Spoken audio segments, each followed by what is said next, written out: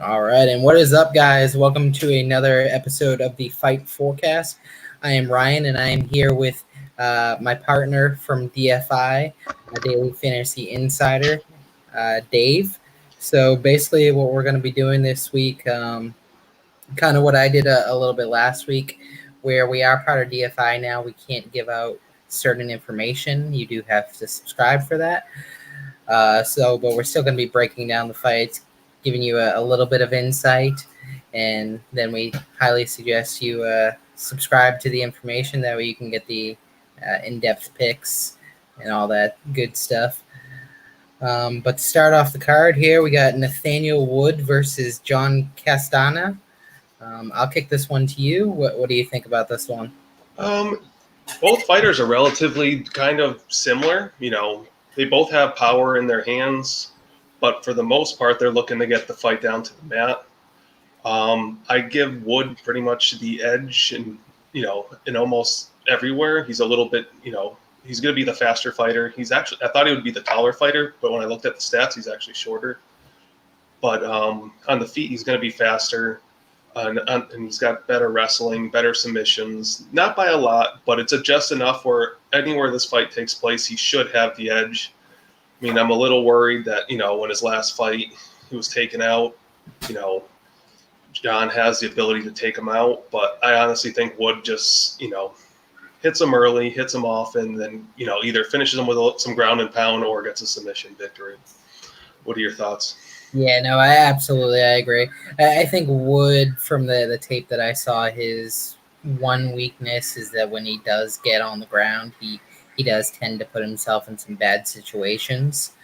I'm not really too worried about that with this fight, though. I think that he, in every aspect, is the better fighter, kind of like you said.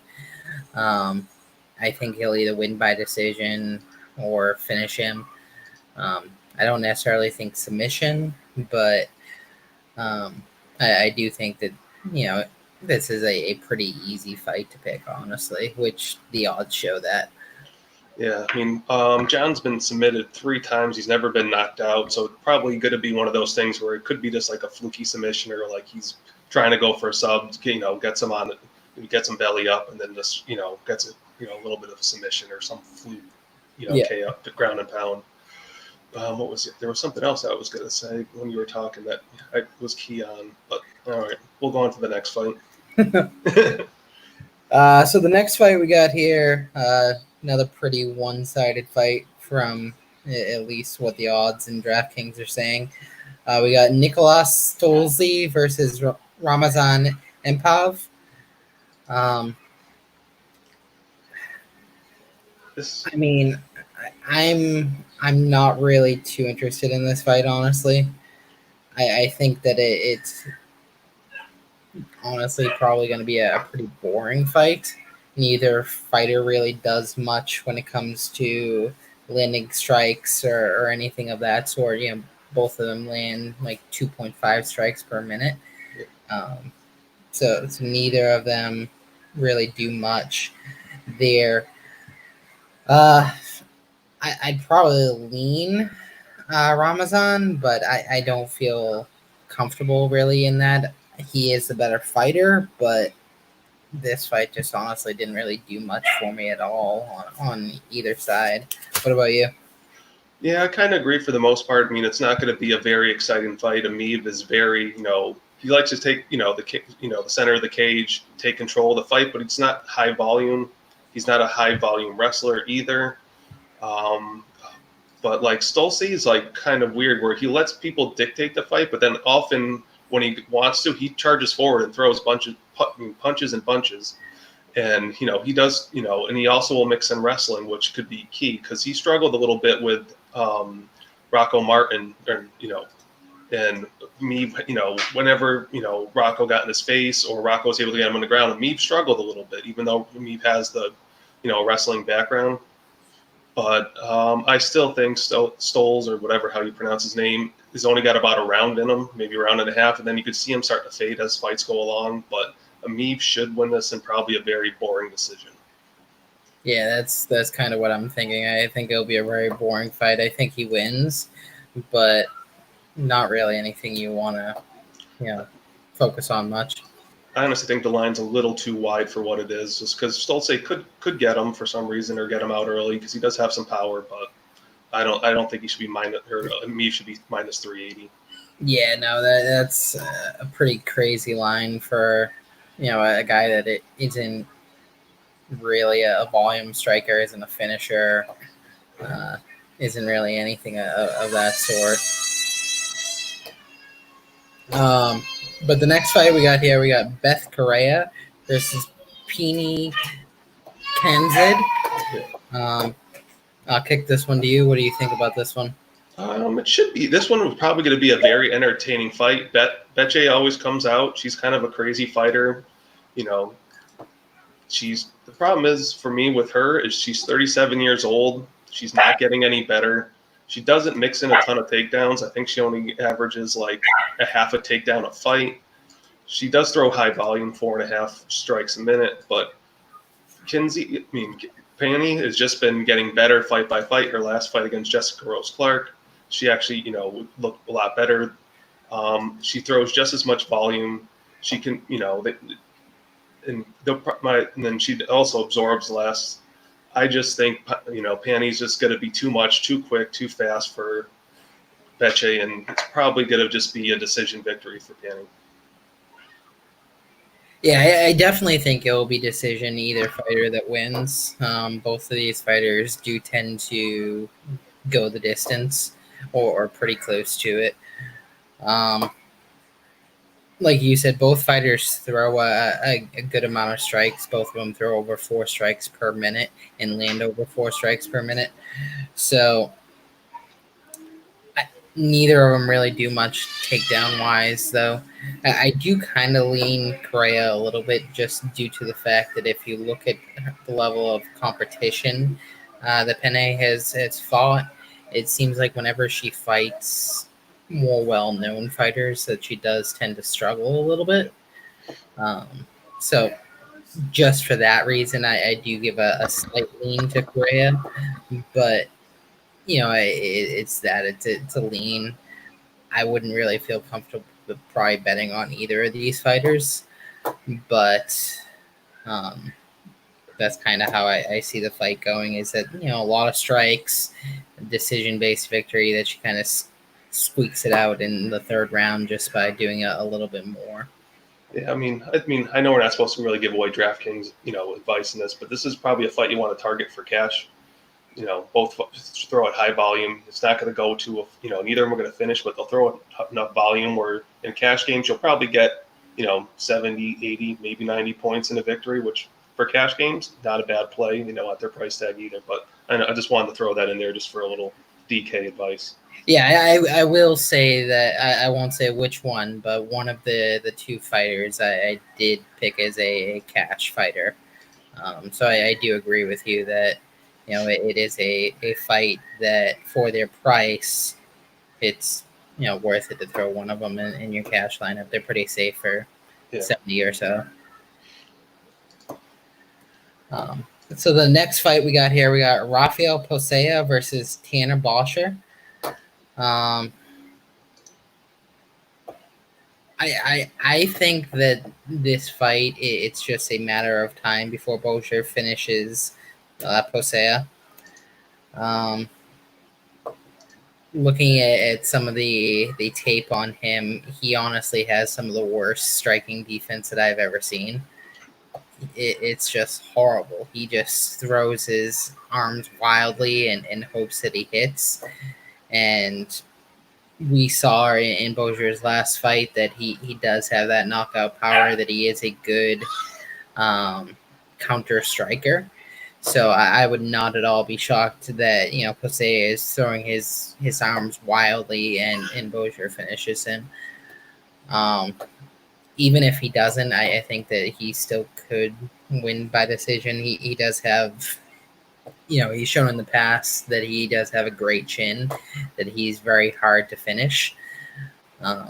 So yeah, I think that this is a pretty one-sided fight. I think Bosher does what he did to Lintz in this fight again. Yeah, I mean, Bozier's good. I mean, just throws at such a high pace for a heavyweight.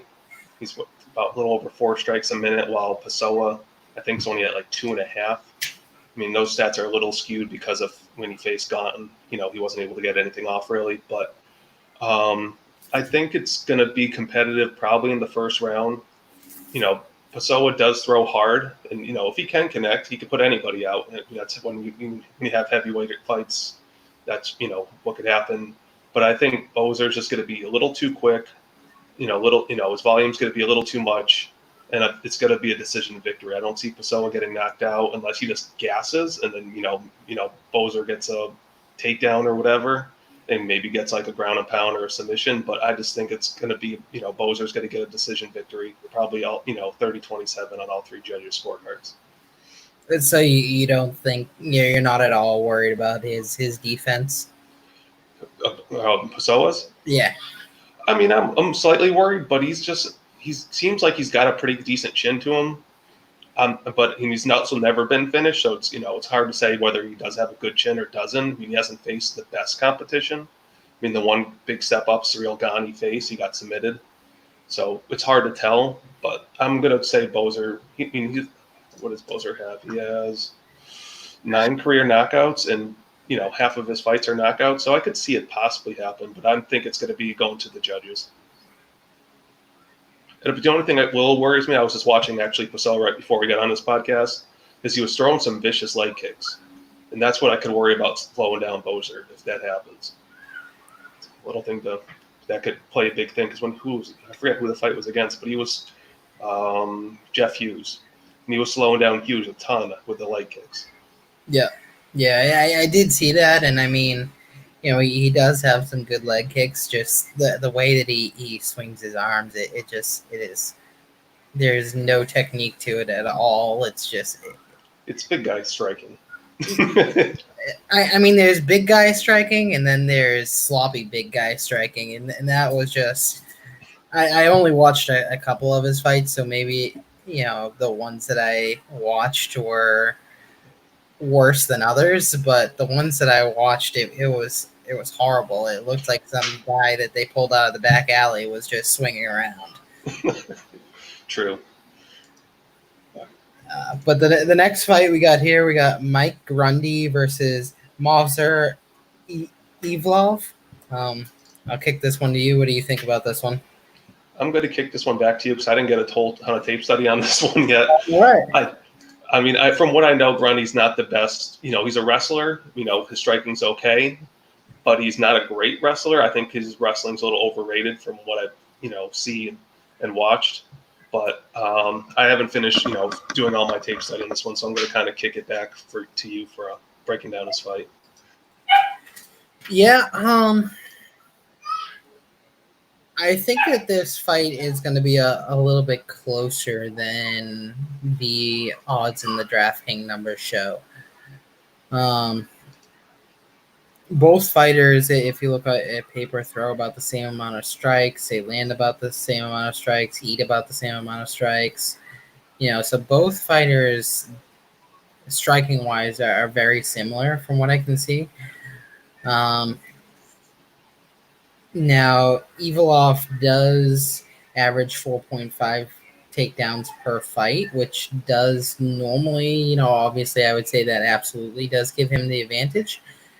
But Grundy did show very good takedown defense in his last fight. He didn't get taken down once. So it does worry me a little bit that he, won't be able to land the takedown. I think this is honestly more so one of those fights that I'm just going to sit back, kind of watch and enjoy, because I think it's going to be a very good fight. It's not one that I would feel comfortable probably having in my DraftKings lineup or betting on. Yeah. But I lean Evlov, but that it's a slight lean. Just because if Grundy can stop the takedown, then it's going to be who can throw and land the most amount of strikes. If both of them do, pretty close to the same amount. Yeah, I'll have to agree with that. I haven't got enough, tape study on Evlev. Obviously, I haven't seen him fight in a little while, to really remember exactly everything he does. But I'm pretty much, from what you said, I pretty much agree with everything you said. So I'll kick this next one to you then. If you tape studied this one, we got Tom Aspinalla versus Jake Collier. This is interesting fight. Espinal is roughly like a minus 200 favorite last time I checked, and I think the line's actually a little too wide. I think it should be closer to like minus like 140, 150. I mean, Espinal has looked good in the cage. Don't get me wrong. He throws a lot of heat. He's got some decent wrestling. He's got some good BJJ, but he's also faced a lot of can crushers. If you look at the record of all the guys he's faces, they're a little over 500. I think one guy was like 15 and like 30 or something like that on his record, I believe, unless I'm thinking of someone else. But he hasn't faced the best competition, but he has looked good. But then Collier, he's kind of not bad anywhere. He throws with some power. It's good. I think Espinal's going to win, but I think Collier's going to make it a tough fight on him. And I don't know if Aspinall will get the KO victory, like many will assume, but it's going to be very entertaining for how long it does last. Yeah, I'm kind of the same way here. I do think Aspinall wins this fight. Collier, he doesn't have the best chin at all. He's been um, he eats about 4 strikes per minute. Uh, I honestly think that Espinal probably finishes him in the late first, early second. Um, I think that he'll just be able to land enough strikes, and with Collier's chin, he's shown in the past that it's not the greatest. I think that he gets finished. The only thing that worries me a little bit, if Collier does get a takedown on Espinal, Espinal loves to stay on his back. I mean, he does look to go for submissions off his back, but he likes to stay there, which a lot of times can end up losing the round depending upon who the judges are and everything like that. So that does worry me a little bit if, for some reason it does get on the mat and where Collier is on top. That could be a little worrisome, and, it could end up squeaking out 2 close rounds for some reason. But for the most part, I believe Espinal will win, probably by finish in the second, maybe even third round. Yeah, I always hate those fighters that, for whatever reason, like to fight off their back. I mean, if you have good submission game like Hermerson, the last fight, he's good off his back. He can land the guillotine and all that. But the fighters that are most fighters just for whatever reason like fighting off their back sometimes, and I just don't understand it at all. I mean, he just probably assumes, he's, more athletic, bigger. Most guys in the heavyweight division don't have good BJJ for the most part. So he's just like, let's see what these guys can do. And was it light heavyweight or heavyweight? I have to check. I think it's light, but I think it's light heavyweight. But either way, but most guys in that division don't have great BJJ for the most part. They're all strikers with maybe some wrestling. But that's why he probably just assumes he can get them off their back, when he's on his back. And so the next fight we got Nicholas Dalby versus Jesse Ronson. I will be completely honest. I do not know how Ronson is in the UFC anymore.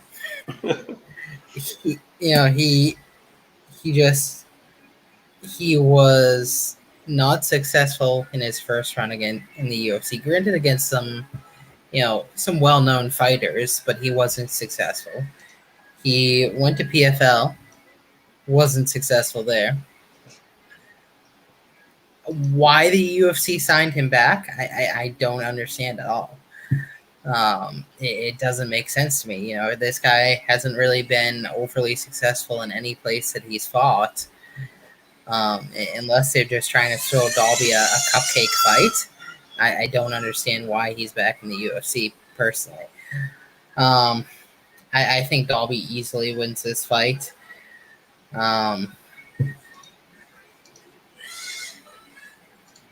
Yeah, I mean, Rosen has the one thing that does worry me is uh, Dalby and does sometimes have issues winning rounds, it seems, but I think that he'll be able to do enough to be able to finish him, um, and easily win this fight. Honestly, Yeah, I'm pretty much agree with you for the most part. I mean, I'm not really looking forward to this fight at all. I mean, I don't know. I'm just not excited about this one. I mean, I also didn't do a ton of tape study yet on this one, but yeah, it's the same thing. I pretty much agree that Dalby should get an easy victory. I'm going to guess probably gets a submission victory. yeah. I mean, you don't have to do much tape study. You just have to look at kind of the records, honestly, for this one and see that if the guy is 1-2 in PFL, which PFL has shown that the fighters that have came to the UFC have not been very successful in the UFC. Yeah. That if you're have a losing record in that organization, chances are you're not going to do very good in a much better organization. Yeah, PFL. I mean, everybody gets so hyped up for it, but then they just let you down every time they finally, make the move up to the big leagues. Yeah. The next fight is a kind of interesting one. We got Francisco Trinaldo versus Jay Herbert. I'll kick this one to you. What do you think about this one? This is going to be a very, very interesting fight. If I had to guess, it could end up being like the fight of the night. Both of these guys are going to stand for the most part and bang. Trinaldo will mix in a takedown here or there, but for the most part, he just wants to stand and bang, and that's what Herbert does. Herbert's got a lot of power in his hands. He's pretty quick. He's pretty agile. But the problem is, like, most of Herbert's finishes are via TKO. And one thing what's happened is Trinaldo has never been TKO'd. So this fight I predict, is probably going to go all 3 rounds.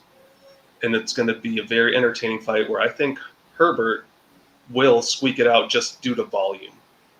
And he has better technical striking. If you watch his fights, he throws some nice, straight right hands right down the pipe that are just fast. I just think, Trinaldo being 42, he's getting a little older. It's going to be tough for him to, handle, 1, the power, and 2, the technical striking. So if Trinaldo can mix in some wrestling, it probably could make him steal some rounds if they're close. But I think, for the most part, Herbert could squeak out a very close decision. Yeah, I do agree with you that it's going to be a very close fight. I do slightly lean Trinaldo. This is a pretty big step up for Herbert. And, like you said, Trinaldo, he's never been finished by knockout, which is what Herbert does best. I do think Herbert will have the speed advantage, so that does worry me a little bit. Like you said, with Trinaldo, his age and all that, eventually that will catch up to him. But I think that he'll be able to land enough strikes that he does win a decision-based victory. I think that the 3rd round is kind of where he'll take it, because of the fact that if you look at Herbert, he's only been out of the 2nd round twice in his last, 10 fights. So I question if he does have the cardio to be able to last later into the fight.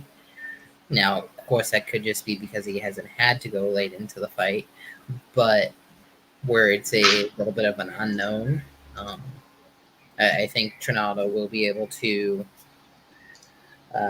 take it in the 3rd round.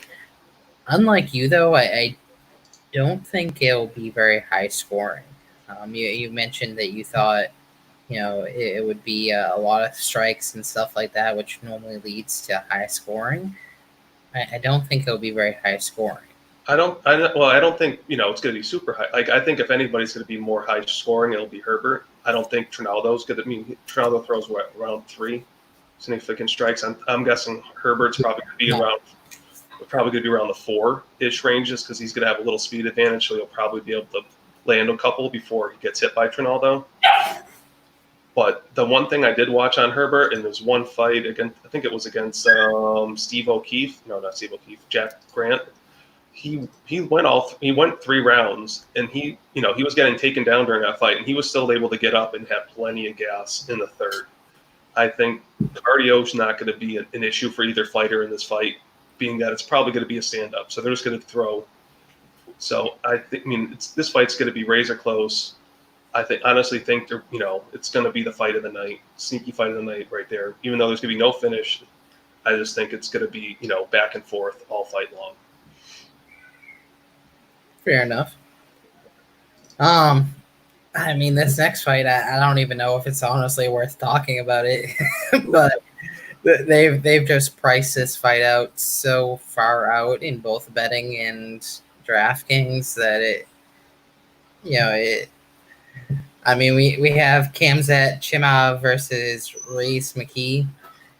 I think this fight pretty much speaks for himself. We just saw what this guy can do, a week and a half ago, and now he's fighting in his own division instead of, a weight that he's not necessarily used to. And he's going against a guy that in McKee who has shown time and time again that he has absolutely horrible takedown defense. So this fight to me, it's just a matter of when it finishes, not if it finishes. I think we'll see that it kind of goes exactly how his last fight went, where he will take him down at will. He'll ground and pound him, and he'll get the finish.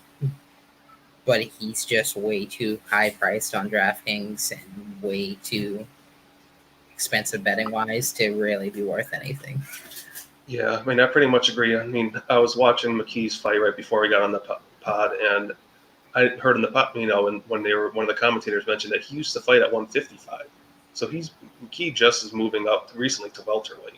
So he's already on the smaller side for the welterweight. Now he's taking on a guy who just fought at middleweight, moving back down to welterweight. So there could be a huge, huge size advantage with Chiviev, whatever how you pronounce his name. I just honestly think this fight is going to be similar to his fight, 10 days ago, where he just mauls him on the ground. He might get a sub. He could get ground and pound. Who knows what's going to happen? It's just going to be complete domination. Yeah, pretty much. He basically, however he wants to fight this fight, I think he'll go. If he wants to show that he can last 3 rounds and just dominate, it'll go that way. If he wants to finish a ground and pound, it'll go that way. I think he just has the advantage in every subset of this fight that, there's no question of how it's going to go. Just a matter of how he wants it to go.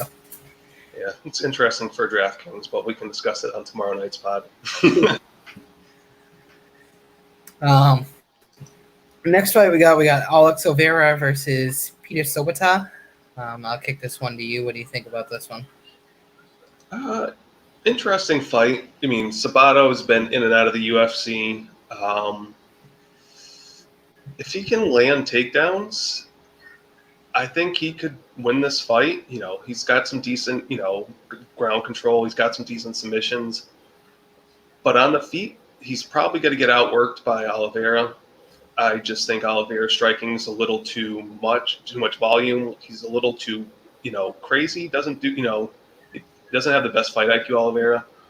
But I just think originally I thought I was on Sabata. I just liked him as an underdog. I just thought, he had a good chance. But the more I've been kind of thinking of it, watching a little study, I think I'm kind of going back to Oliveira on this one. I don't have a strong lean either way. I could see the fight playing out many different ways, but I slightly favor Oliveira right now. Yeah, and I'm the other way, honestly. I think Oliveira has kind of became a placeholder at this point. He's the veteran fighter, pretty well-known fighter that they have the up-and-comers kind of fight and stuff like that. He's lost 3 out of his last 5 fights. Not really looked good in the 2 that he did win. And now he's fighting a guy who has won 10 of his fights via submission, which is some that Oliveira has struggled with in the past. Sabata does average 1.76 takedowns per fight, and Oliveira only has a 58% takedown defense. So I think that he will be able to land probably at least 2 takedowns this fight. Wouldn't be at all shocked if he does get the submission victory. Even if he doesn't, I think that he'll be able to land enough takedowns mixed in with the strikes, because neither of them really strike very much. Both of them are under 3 strikes landed per minute. So neither of them strike very much. I think that this is going to be he'll be able to land the takedown based off of the strike and kind of take the decision unless he can sink in a sub. No, I mean I don't I don't disagree with you at all. I was my initial lean before I kind of listened, watched film, listened to a couple podcasts. I was all on Sabata, but then just started leaning more towards Oliveira. I just think potentially, because I've seen Sabata get rocked a bunch of times too, which fears me because Oliveira has 12 KOs. But honestly, it could go either way. I'm not 100% sure which way it's going to go. I'm not 100% confident, but we'll see on Saturday night. Now, I am absolutely going to butcher this next name. We got Gadzhimarad Antigulov versus Paul Craig. I know I butchered that one. I'm glad you pronounced the first name because I have no idea on that one. Yeah. I just know it's Antigulov. That's the last name, so that's easier. Yeah, that first one was a complete guess. Antigulov, at least that one was kind of close. But as far as this fight, I think it's honestly going to be a pretty boring fight. I think it'll be one of those fights where they kind of get into the ground and kind of just lay there, honestly.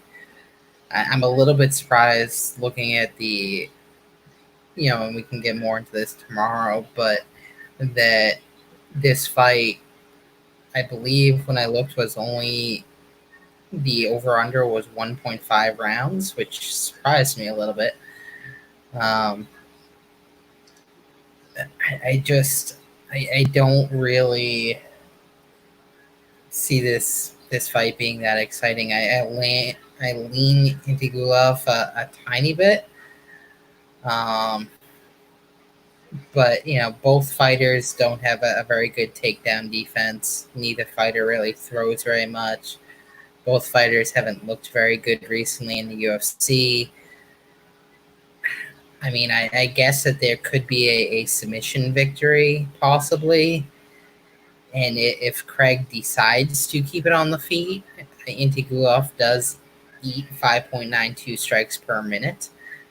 But Craig just doesn't really throw enough strikes per minute to really have that factor in, I don't think. So yeah, looking over tape and stuff like that, this fight didn't really, honestly, do much for me at all. With this fight, it's more than likely going to end inside the distance.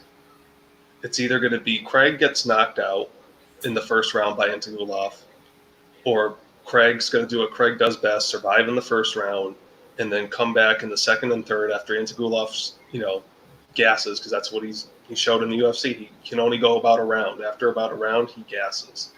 So I think, if it goes second and third round, I think Craig's going to, take over the fight and probably get it finished because Antigulov's going to be so tired. Craig has pretty good cardio. He's never gone to decision in any of his fights. If you look at his record, I believe he's 11. He's got one fight by KO, 11 fights by sub, none by decision. He's lost 3 fights by KO and 1 fight by sub. So he's never gone to decision. So it's probably going to end inside the distance for that fight. So if you're a betting person, you're probably going to want to bet inside the distance, one fight or another. But I honestly think Craig's going to pull this off. He just always seems to wiggle it out. I don't know what it is. On the ground, he's pretty talented. He goes for submissions. So if Antigulov takes him down, he could be in trouble at the same time. He's going to fight for submissions. And I just think, Craig's going to do just enough in that first round to survive and take over in the second and third and eventually finish him. And Craig's got also a big height and reach advantage too, which will also help with defending the takedowns. Yeah. Like a 6-inch and 5-inch reach advantage and height advantage, something like that. So the next fight we got Carla Esparza versus Mariana Rodriguez. I'll kick this one to you. What do you think about this one? Interesting fight. It's kind of who can, put their style of fight, and enforce it in this fight, because Esparza's, small for the division. She's a wrestler. So in Marina, what's her name? Yeah, Marina Rodriguez is a striker, and Marina throws a high volume, but she also doesn't have the best takedown defense. And she also, when she gets on her back, she struggles a little bit to get up. She can end up just losing the fights. If you look at what happened against Ronda Marcos, I forget who else she faced, but when she got taken down, she basically was stuck on her back. She didn't know what to do. But once she could, after that first round, when she gets up, then she starts peppering it away. She's able to find her range. She's able to throw strikes. Right now I favor Marina. I think her her size, her striking is just going to be too much for Esparza. But if Esparza can, get that first round where she controls her on the mat and tries to squeak out another round 2 on the mat, she could walk away with a decision victory. But I think Marina's just going to win a decision victory, in a high volume striking affair for her. Yeah, I do lean Marina. I think that this is a pretty big fight for her. Esparza is a pretty well-known fighter. And I think the UFC is kind of pushing Marina. They want her to be one of the more well-known women's fighters. I am a little bit worried that she does tend to have an issue winning rounds. So if you look at 2 out of her last 4 fights have been a draw. Yeah. So that does worry me a little bit. That she doesn't seem to be able to put it all together. Now she does throw a lot more strikes per minute. She throws and lands 5.6 strikes per minute compared to Esparza's 2.3. So if the fight does stay on the feet, I think she does have a very clear advantage there. But like you said, if Esparza can get it down to the ground, I do worry that she's a little bit lost when she does get on the ground, at least if she's on her back. One route that she doesn't normally go, but I think may not be a necessarily bad idea to at least win those rounds, at least in this fight. Esparza does only have a 48% takedown defense. So not that she would want to stay on the ground very long with Esparza, because she does have those issues if she gets put on her back. But, for someone that has had issues winning rounds and fights, it may not be a bad idea to try to chain in a takedown or 2 against a fighter with so low takedown defense that, can help you win those rounds. Yeah, I don't see Marina trying to even take her down. Either, but that's the problem with Marina. Like in those fights that she's gotten draws, the first round she was taken down and held down for the entire round, so she got 10-8'd right off the bat. So she's already down 2 points. So then she goes out and just demolishes them in the second and third round, and that's why she ends up with draws. So she just needs to avoid that takedown in the first round. That's all she should be worried about in the first round, is literally just defend takedown. Then I'll pick you apart 2 and 3, and that's what her game plan should be. And I think she'll win. Yeah, I don't see it either. I doubt she does do that, just because she's shown, throughout her UFC career, she goes for less than a half a takedown a fight. So I don't think she goes that route, but, may not be a bad idea, at least in the first round, towards the end of the round, try to throw one in if it's close round or something like that. Um, Next fight, we're kind of getting into the old timers portion of it. I think this fight has to have, or this card has to have like the oldest fighters ever on it.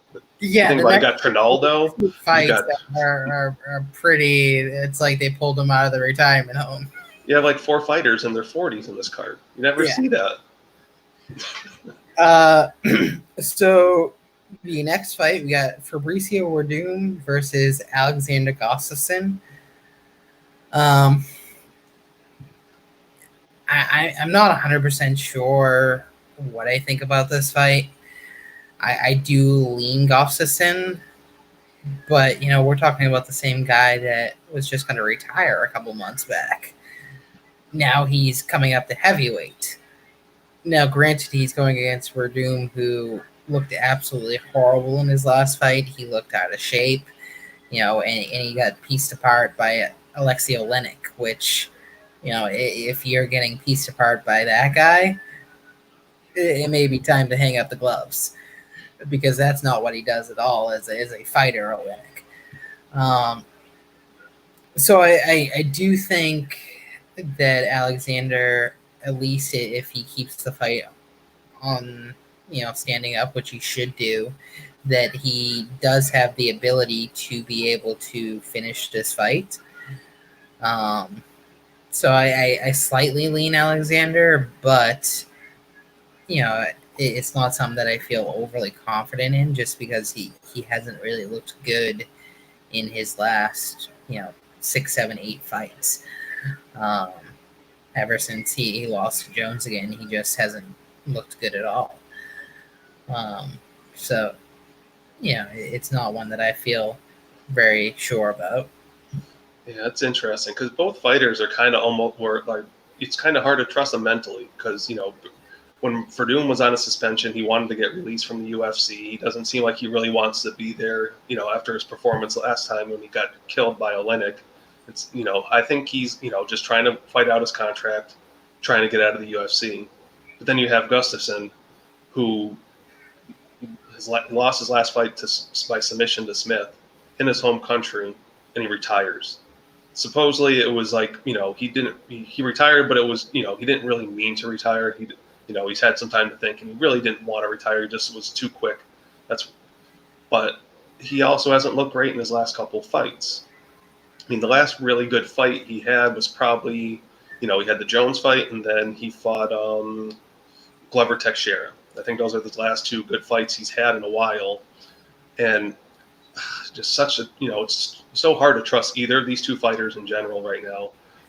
If it stays standing, Gustafsson's going to piece him apart, and it's just probably a matter of time before he probably knocks him out. But Verdum has like sneaky takedowns, like it's not like normal double legs or anything like that. He'll hold you against the cage and somehow get a trip in there, or just flop on his back and hopefully he can just get you on the ground, follow him to the ground. But if he gets Gustafsson to the ground, Gus is in big trouble. If Alex or Anthony Smith can submit, Gus, Verdum can do that 3 times as fast. So it's hard to trust either's fighter. I lean Gus. I'm not super confident. Gus is one of my favorite fighters in the UFC, but I just don't trust either fighter. But Gus I'm going to go with 3rd round knockout. Yeah, that's kind of what I'm thinking. I think that late 2nd, early 3rd. That if this fight goes at all like the Olenek fight went, Gustafsson has 10 times the amount of power that Olenek does. It's just a matter of time before the fight gets finished. Yeah. Here we got another aging fighter fight. Yeah, exactly. Like I said, these next 2 ones, they pulled them out of the retirement home for this card. We got Antonio Nogueira versus Mauricio Rua. Just like the last fight, that this is another fight of people that honestly should probably just retire. You got Nogueira, who just doesn't have a chin anymore at all. I I don't see how this fight goes well for him. Uh, Rua doesn't have the best power in the world, but he already beat Nogueira once. Granted, that was 5 years ago, but that was when Nogueira was actually semi good. So if he can do that, 5 years ago, I don't see how it doesn't happen now. I think that uh, Mauricio will be able to finish this fight more than likely, kind of like Gustafsson, late second, early third. Um, I think it'll kind of start off slow pace. Neither fighter really throws much anymore. So I think it'll start off slow paced, but I do think that Mauricio finishes him off, and hopefully Nogueira finally retires because it is he just shouldn't be fighting anymore. Yeah, I mean, Little Nog has already been talking. This is his last fight, so who knows what kind of motivation he has really going into this fight. He's probably motivated to get a win so he can go out on a high note. At the same time, too, he knows he's retiring after this fight, so he might have been like, just what the hell, I want my paycheck. But like you kind of said, like Shogun's already beat him once. Shogun's like 6 years younger than him. It's 44 to 38, so they're both old. And Shogun hasn't actually looked too bad in his last couple of fights. He beat Tydro Payson, and he drew with Paul Craig. I think he's just going to be too quick, too much volume for Nogueira, and he's going to, like you said, probably. I'm guessing it's going to be like a second round knockout. It's I have a feeling both fighters might just retire after this fight. They both should. Little Nog has already said he is. So I'm hoping Shogun goes out on a high note and just retires as well. Yeah. So now we are at the main event of the evening. We got Robert Whittaker versus Darren Till. I'll kick this one to you because I've kind of been back and forth on this one, since it for the last week or two. So what do you think about this one? It's a great matchup. You got Till, who's more of a counter striker. Just throws like one strike, or basically the same combination over and over. Where you got Whittaker, who's more of aggressive. He's got some wrestling he can mix in there. They keep talking about he's a Commonwealth, medalist in wrestling, but he really doesn't use it very often. But he also hasn't had the chance to use it because most of the fighters he's fought recently have a very good wrestling background. Where Till is more of a Thai fighter, and he's not going to have that worry about the wrestling. So I think Whittaker might come in with more of a wrestle heavy game plan on this one, just to avoid some of Till's striking, and keep it on the mat. But even if it stays on the mat, I still think Whittaker has the advantage. He's going to throw more volume. He can he's going to he can probably hit just as hard as Whittaker or just as hard as Till. And Till's volume is just so low, I just don't see him winning a decision fight if it does go to decision. I think, if Till's going to win, it's going to have to be by knockout, which could happen. Whittaker just got knocked out by Adesanya, who's not like a one-punch power puncher, but Adesanya surprises everybody with his punching because he's a little string bean, but somehow still knocks guys on their asses and knock them out. So ultimately, I'm going to go Whittaker in this fight. I'm going to go with the fourth round TKO ground and pound.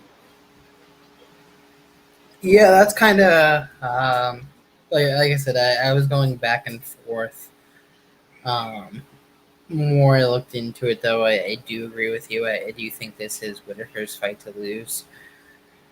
I think that this is probably the toughest fight that Till has had in his career. If you look at the people that he's fought, not that they haven't been well-known fighters, but you have Cerrone, who is Cerrone is Cerrone. He puts on an entertaining fight, but he's not really top-notch UFC fighter. You got who else? You got Woodley. He actually lost to Woodley, and Woodley, as we've seen recently, has looked absolutely horrible. He didn't even throw a strike against Woodley. I think he threw like one strike, if that, or something Yeah. weird, and not even get a strike off until I think the second round or something like that. Yeah. You got Masvidal, you got Gaslam. So I mean, the fighters that he's fighting, they're well-known fighters, but when it comes to big name, I think Whittaker is far and above the biggest name that he's fought.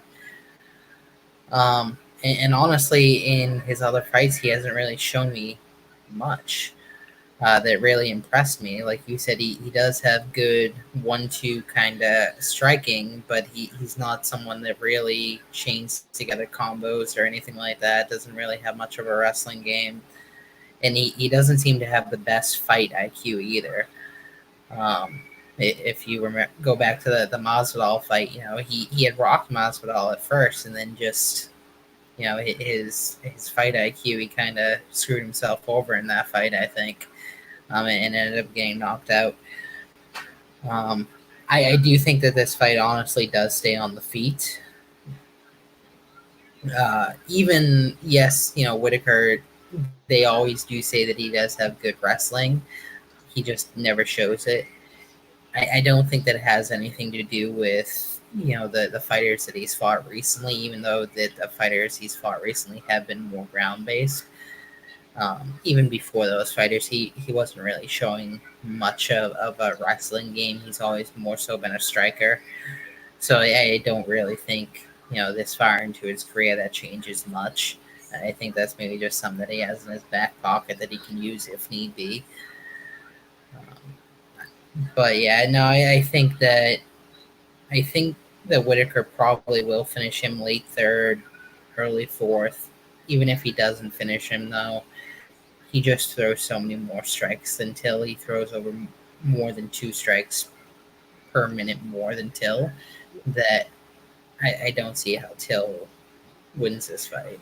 See, I think as long as Whittaker watches that first round and avoids, getting hit by anything crazy in the first, Till doesn't change his game plan into the next round. He sticks with the same game plan that he threw in the first to the second. It's the same combinations, same everything. And that's what, if you watch the Masvidal fight, Masvidal was getting pieced up in the first round. Till was taking advantage of him, and then all of a sudden you see Masvidal. He's like, all right, I know he's going to throw this 1-2 this way.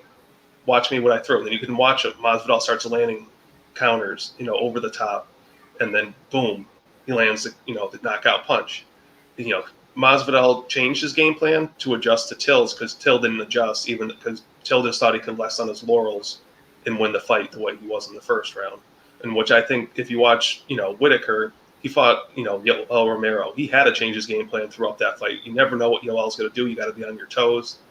And then he fought Adesanya, where he got destroyed, but he knows it's the same type of fighter where you got to be on your toes at all times. I think Whittaker's mindset just took his better fight IQ and his better way to adapt to a fight versus Till doesn't know how to adapt to changes when, tough times happen in a fight. Yeah. Yeah, no, I definitely do agree. Well, that's all the fights for the night. I hope you guys enjoyed this. Like we said at the beginning, it's not really something where we're going to give out a whole lot of information. If you did like what you did here and you want to hear more information, absolutely do subscribe to Daily Fantasy Insider. That's where we're going to post all of our picks, our must-haves, our cores. We'll do a podcast on there as well where we do break down the fights a little bit more from a betting perspective as well as a DraftKings perspective. So you get all that information, even if you just give it a try for 1 month or something like that, just to see if it works for you. Certainly do check that out, and that's where the more in-depth information is going to be. And if you're looking to try out Daily Fantasy Insiders, use the promo code DAVEFRIEND, DAVE friend, and you'll get 30 free days of read-only content at Daily Fantasy or Insiders. You'll get all sports for an entire month. Not just MMA. You'll get MLB, which is just starting, NBA starting back up, NHL starting back up. So you'll get all that content in the read-only format for free if you use promo code DAVEFRIEND.